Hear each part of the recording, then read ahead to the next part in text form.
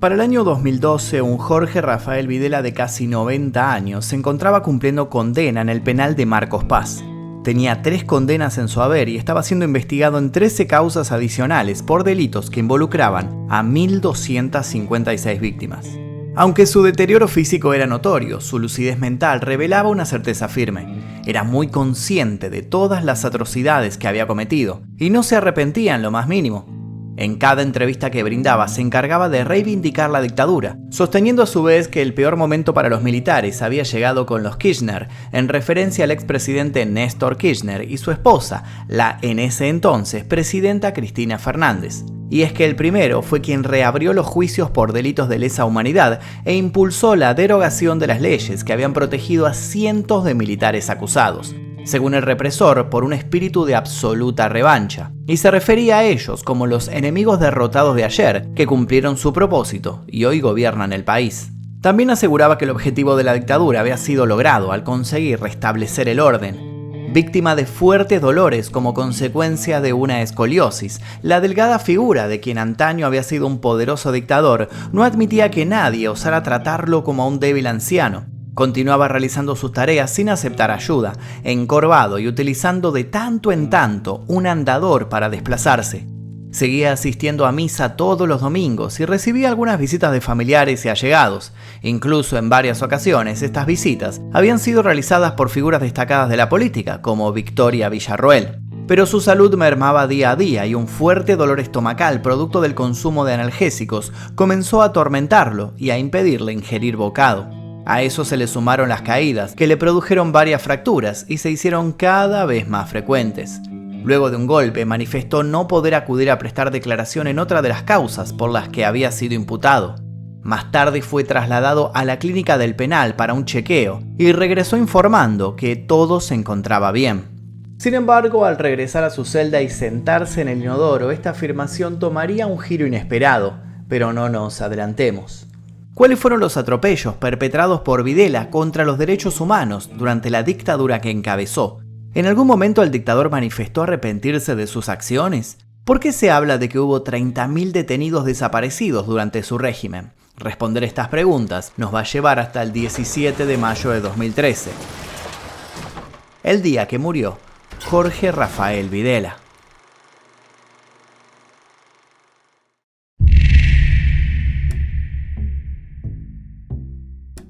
Jorge Rafael Videla nació el 2 de agosto de 1925 en Mercedes, Argentina.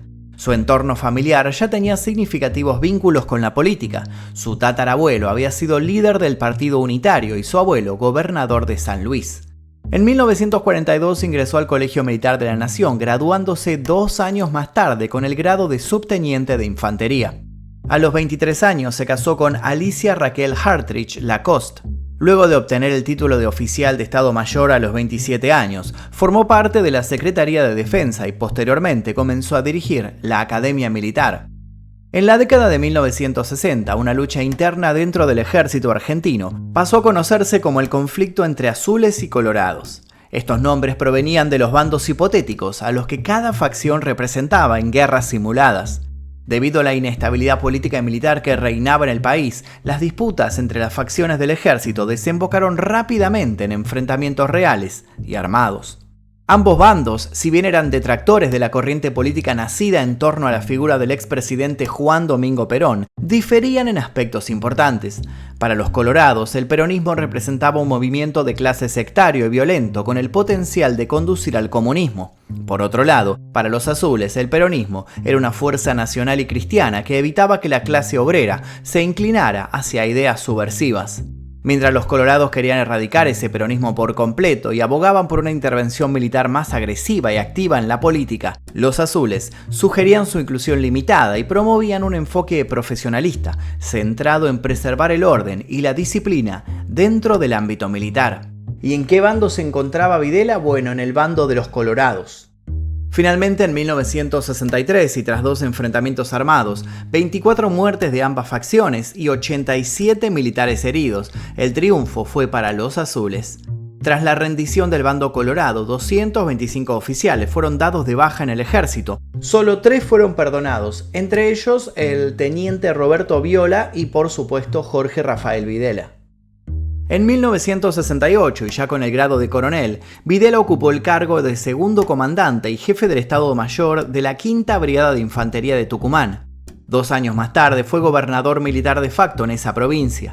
Al año siguiente, y como general de brigada, fue nombrado director del Colegio Militar de la Nación por el entonces presidente de facto, Alejandro Agustín Lanusse. En 1973, el comandante general del ejército, Leandro Anaya, lo nombró como jefe del Estado Mayor General del Ejército. Más tarde fue jefe del Estado Mayor Conjunto de las Fuerzas Armadas y luego comandante general del Ejército. Esta última noticia fue brindada por el entonces ministro de Economía Antonio Cafiero, quien le aseguró a la entonces presidenta democrática María Estela Martínez de Perón que Videla era apolítico, absolutamente profesional y que de ninguna manera podía encabezar un golpe, a diferencia del que había intentado realizar el hombre, a quien debían nombrar por orden de antigüedad. En aquel momento nadie sabía lo desacertado que resultaría ese juicio.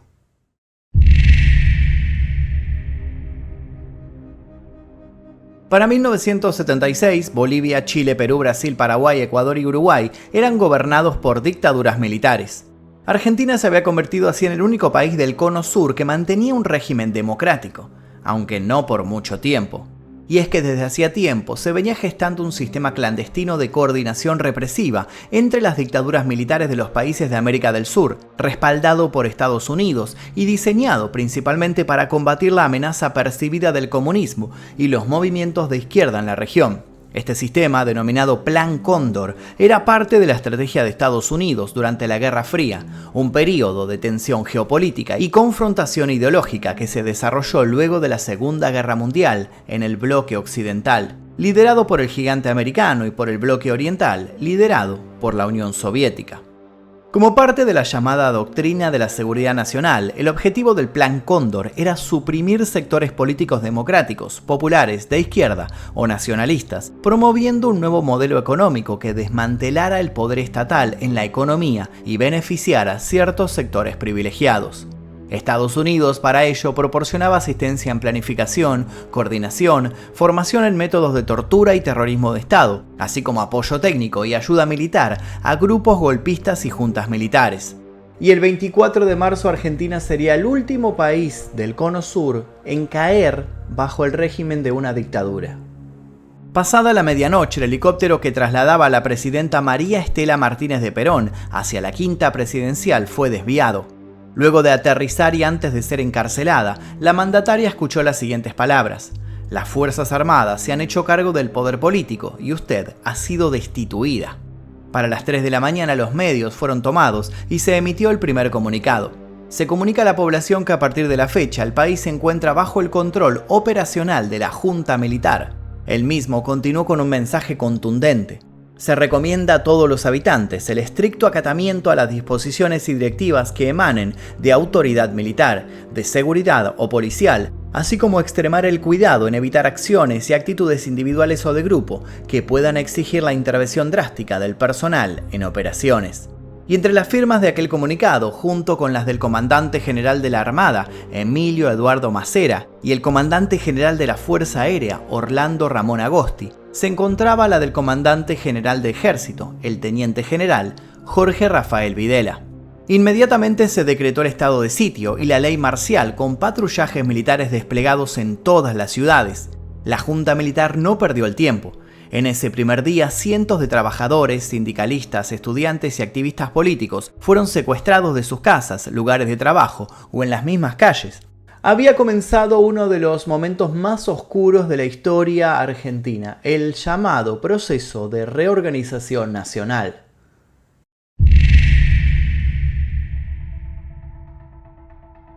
Cinco días después del golpe, Videla asumió la presidencia de la República. Su mandato estuvo marcado por la persecución, la represión, la intervención de universidades, la censura, la quema de libros y un colosal atropello a los derechos humanos. El 2 de abril, el nuevo ministro de Economía, José Alfredo Martínez de Hoz, presentó el programa de recuperación, saneamiento y expansión de la economía argentina, una serie de políticas económicas neoliberales que pretendían reestructurar la economía siguiendo principios como el congelamiento de salarios, la eliminación de los controles de precios y una fuerte devaluación. Políticas que pronto comenzaron a fracasar estrepitosamente. Con el correr del tiempo, además, varios grupos de opositores exiliados y numerosos gobiernos internacionales comenzaron a criticar la situación de los derechos humanos en Argentina, pero el gobierno de facto respondía de manera tajante. Según ellos, todos los señalamientos eran parte de una campaña anti-argentina, y para desacreditar las críticas utilizaban el control absoluto que tenían sobre los medios de comunicación. Por si esto fuera poco, una disputa territorial propiciada por Videla estuvo a punto de llevar a la guerra a Argentina contra la entonces dictadura de Augusto Pinochet, conflicto que fue evitado gracias a la intervención del Papa Juan Pablo II. Tras 5 años de macabro mandato, Videla fue reemplazado en la presidencia por una de las figuras ya mencionadas, Roberto Viola, quien junto con el dictador había evitado la baja en el ejército tras el conflicto entre azules y colorados. En ese mismo año, Viola fue reemplazado por Leopoldo Fortunato Galtieri, a quien un año más tarde reemplazaría Reinaldo Vignone. Finalmente, los dictadores se vieron forzados a retroceder. A la grave crisis política y social devenida en la inflación y la crisis económica, se le sumó la derrota en la Guerra de Malvinas. Además, la dictadura sufría el desprestigio internacional como consecuencia de las violaciones sistemáticas de los derechos humanos y los numerosos casos de corrupción entre altos mandos militares. Por todo eso y por las constantes protestas populares, en 1983 la Junta Militar se vio obligada a celebrar elecciones libres y democráticas, y en las elecciones presidenciales del 30 de octubre de 1983, la fórmula de Raúl Alfonsín y Víctor Martínez de la Unión Cívica Radical obtuvo la victoria. El 10 de diciembre de 1983 el nuevo gobierno asumió el poder y tras más de 7 años de dictadura cívico-militar en Argentina, se restauró el sistema democrático. Pero los culpables de aquel período de terror comenzaban a ser señalados.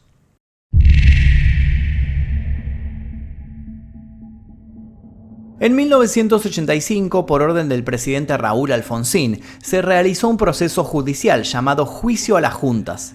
Se sometió a un juicio sumario a 9 de los 10 integrantes de las 3 primeras juntas militares que habían gobernado el país durante el proceso de reorganización nacional. ¿El motivo? Violaciones masivas de los derechos humanos, llevadas a cabo como parte de sus planes represivos. El 9 de diciembre de aquel año, 4 de los militares involucrados fueron absueltos y 5 condenados, entre ellos Videla.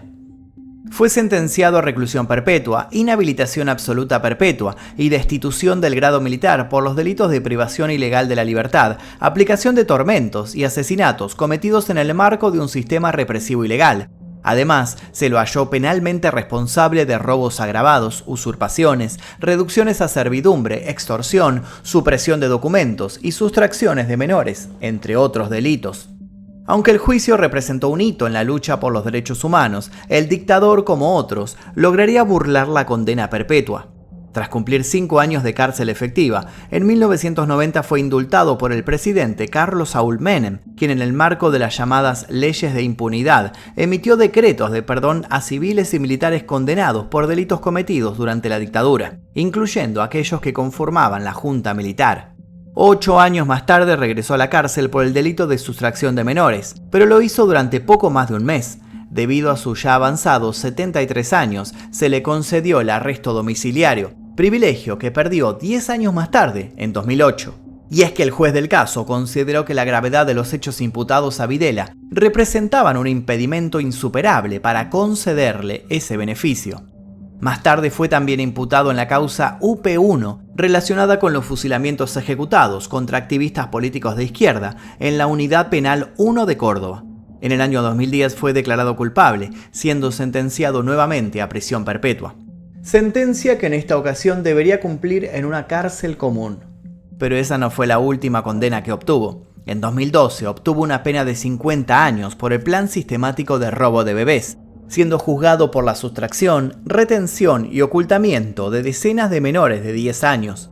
También ese mismo año fue procesado en la causa por la muerte del obispo católico Enrique Ángel Angelelli. Aunque el siniestro dictador no llegaría a presenciar el comienzo de aquel juicio, y es así como nuestra historia vuelve al principio.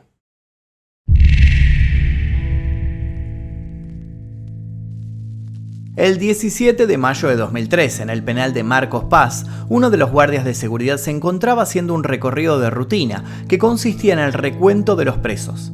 A las 6:40 de la mañana pasó por la celda de Videla y advirtió que el dictador se encontraba en el baño. Al pasar una segunda vez tiempo más tarde, notó que no había salido.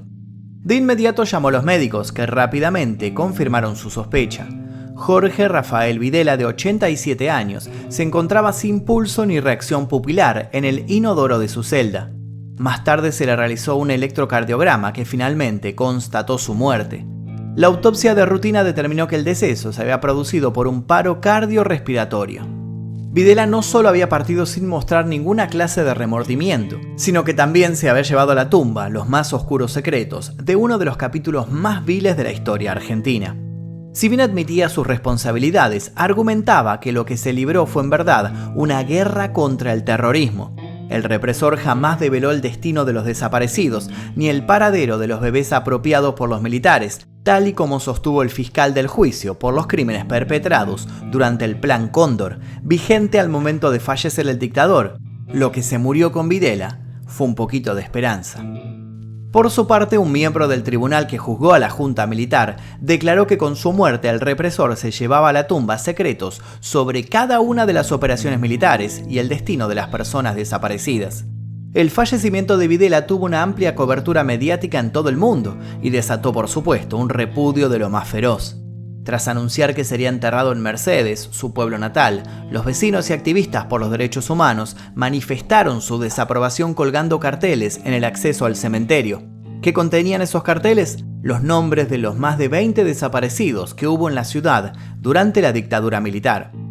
Había sido declarado persona no grata en Mercedes, por lo que finalmente fue sepultado en secreto en un cementerio de la localidad de Pilar, y no recibió ningún honor militar en su funeral, ya que no solo había sido destituido del ejército argentino, sino que además una resolución inhabilitaba este tipo de funerales para integrantes de las Fuerzas Armadas que estuvieran involucrados en causas de violaciones a los derechos humanos.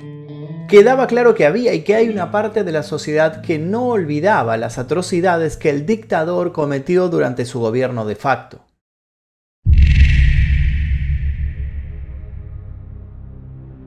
Durante la dictadura militar del 76, los centros clandestinos de detención, tortura y exterminio estaban distribuidos en todo el territorio nacional. Operaban en comisarías y cuarteles militares, pero también en fábricas e incluso en escuelas. Solo en la Escuela Mecánica de la Armada, mejor conocida como ESMA, se estima que fueron torturadas y asesinadas alrededor de 5.000 personas.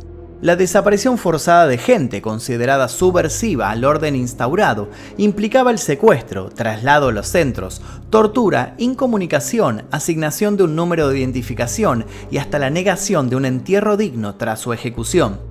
Además, a las mujeres embarazadas les quitaban sus bebés, quienes luego eran vendidos, puestos en adopción sin nombre, abandonados en institutos o entregados a las familias de los militares o a civiles afines al régimen. Y aunque se intentó negar el plan sistemático de robo de bebés, el mismo Videla llegó a afirmar en una ocasión que las parturientas eran militantes activas de la maquinaria de terror. Muchas usaron a sus hijos como escudos humanos. Un grupo de mujeres conocido como Madres de Plaza de Mayo se convirtió por aquel entonces en un símbolo de lucha y resistencia. Marchando con pañuelos blancos en sus cabezas, comenzaron a manifestarse pacíficamente en la Plaza de Mayo de Buenos Aires, frente a la Casa de Gobierno, para exigir respuestas sobre el paradero de sus hijos y sus apariciones con vida. Las conocidas como abuelas de Plaza de Mayo, por su parte, se centraron en la búsqueda de los hijos presuntamente apropiados de las madres desaparecidas. Era común que los secuestros a trabajadores y estudiantes durante la represión estatal ocurrieran en vehículos Ford Falcon de color verde militar por su robustez mecánica y baúles amplios. Y si bien se utilizaban otros modelos de autos con el mismo fin, el Falcon verde quedó grabado por siempre y a fuego en la memoria colectiva de los argentinos de la época, llegando a convertirse en un símbolo de la dictadura. De entre los métodos de desaparición y exterminio destacaron los llamados vuelos de la muerte, donde los detenidos eran sedados, subidos a aviones militares y arrojados vivos al río, generalmente atados de manos o llevando colgadas bolsas con rocas para facilitar el hundimiento. Y no solamente se intentó exterminar seres humanos.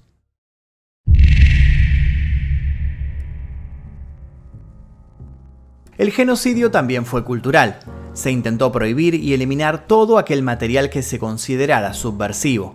Para ello, además, toda clase de artistas, intelectuales y docentes sufrieron la persecución y la censura de la llamada Operación Claridad. No solo hubo despidos masivos e inhabilitaciones para enseñar, sino que también fueron prohibidos a escritores como Elsa Bornemann, Agnes Rosenstiel y María Elena Walsh por realizar cuentos destinados al público infantil con una finalidad de adoctrinamiento. Se realizaron quemas enormes de millones de libros y se prohibió el material de Antoine de Saint-Exupéry, autor del Principito, así como las novelas de Gabriel García Márquez, las historietas de Quino, los poemas de Neruda y las investigaciones de Osvaldo Bayer. Incluso en un hecho insólito llegó a prohibirse un libro de ingeniería sobre las cubas electrolíticas, es decir, los recipientes utilizados para la descomposición de sustancias mediante electricidad. ¿El motivo? El Cuba en el título Cuba electrolítica del libro se asoció incorrectamente al país comunista, algo que también ocurrió con el libro El cubismo. Cantantes como Mercedes Sosa y Horacio Guaraní también fueron prohibidos y periodistas como Rodolfo Walsh y Paco Urondo directamente desaparecidos, junto con otros escritores y artistas. En las escuelas se distribuía material gráfico dirigido a los padres, titulado ¿Cómo reconocer la infiltración marxista en las escuelas?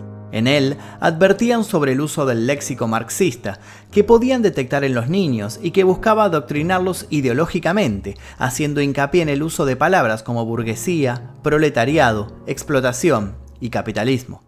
También se estableció la lectura obligatoria para profesores del folleto Conozcamos a nuestro enemigo, con el objetivo de que los integrantes de la comunidad educativa se sumaran a la lucha. Se atacó a las universidades públicas con planes para reducir el número por considerar que eran excesivas y que el Estado no tenía recursos para mantenerlas, además de intentar evitar la formación de cuadros políticos o simpatizantes de grupos armados subversivos. Incluso en una serie de secuestros conocida como La Noche de los Lápices, un grupo de estudiantes de secundaria fue torturado y desaparecido por participar en campañas y reclamos por el boleto estudiantil. Aunque hubo empresarios que se beneficiaron durante el periodo de la dictadura. El Grupo Macri, un conglomerado empresarial argentino fundado por el empresario Franco Macri, poseía tan solo 7 empresas al comenzar el régimen. Al terminar, esa cantidad aumentó a 47. La dictadura encabezada por Jorge Rafael Videla dejó un saldo de 30.000 desaparecidos. Esta cifra es actualmente puesta en discusión principalmente por sectores de ultraderecha, que sostienen que el Estado cometió excesos durante una guerra librada contra grupos terroristas y manifiestan incluso estar en desacuerdo con lo que denominan el curro de los derechos humanos. Una de las principales voces de este discurso negacionista es, hoy en día, el presidente argentino Javier Milei, junto con la ya mencionada vicepresidenta Victoria Villarruel. La estimación de la cifra fue elaborada con base en información proporcionada sobre la cantidad de centros clandestinos de represión. A 3 años de comenzada la dictadura, documentos confidenciales que la Embajada de Estados Unidos enviaba al país americano ya informaban de unos 20.000 personas desaparecidas. Es por eso que la cifra genérica y simbólica de 30.000, que muchas corrientes negacionistas discuten, no solo es una estimación, sino que representa en realidad una denuncia activa. Es el hecho en sí mismo de no saber y de no tener un número exacto. Y es en sí mismo también una consigna, un lugar de memoria y un reclamo.